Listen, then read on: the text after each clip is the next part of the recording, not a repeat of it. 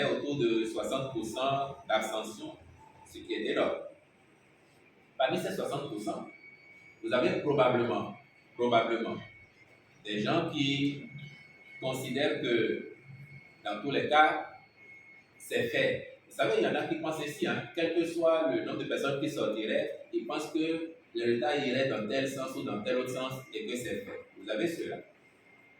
Vous avez les mécontents, que je vous dis, même dans le camp des forces qui soutiennent le pouvoir, vous avez des mécontents du fait que les positionnements n'ont jamais été un moment d'unanimité dans les partis politiques. Donc, vous avez des militants qui considèrent que parce que telle personne n'est pas tête de liste ou deuxième, moi, je n'irai pas voter. Vous avez de ces cas-là. Vous avez des gens qui se disent, ça fait une telle régularité d'élection que, bon, cette fois-ci, je peux m'abstenir d'y aller. En attendant, et là encore, pour faire une parenthèse, c'est ça qui montre aussi la pertinence de la réforme des élections générales.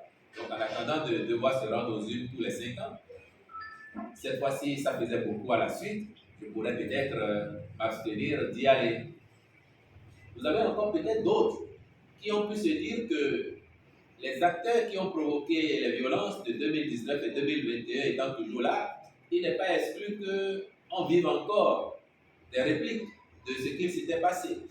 Lorsque un parti s'est mis à revendiquer sans preuve autre que les chiffres dans certaines villes, à revendiquer la victoire, je n'ai vu personne lui demander d'apporter les preuves de sa victoire dans toutes les autres communes qui font la même circonscription. Non, vous savez que c'est une grosse blague, mais nos populations ne le savent pas toujours.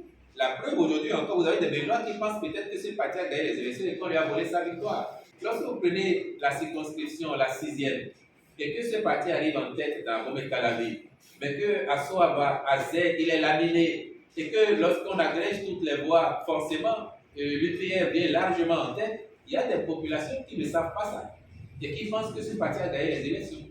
Pareil dans d'autres localités, et c'est votre responsabilité. Moi, je le dirais que certains penseraient que c'est politicien, ou que on me dit le PPD. Ça, parce qu'il est en position de porte-parole du gouvernement, soutien du gouvernement Macky Sall, le PPD, ça. C'est à vous, les arbitres, de dire non, attention. Et c'est mauvais à terme pour notre pays, pour la stabilité, pour la cohésion. Et c'est autant d'éléments aussi qui demain peuvent décourager les électeurs. Voilà autant de raisons qui peuvent expliquer où nous en sommes et nous espérons que les actions des uns et des autres, aussi bien de l'organe en charge des élections qui pourrait davantage sensibiliser les prochaines fois les électeurs que des partis politiques et des autres organisations de la société civile, la conjugaison de tous les efforts pourrait permettre de ramener un plus grand nombre de nos concitoyens aux urnes les prochaines fois. En tout cas, nous le postulons et nous travaillerons à cela dans la sphère de responsabilité qui est la nôtre.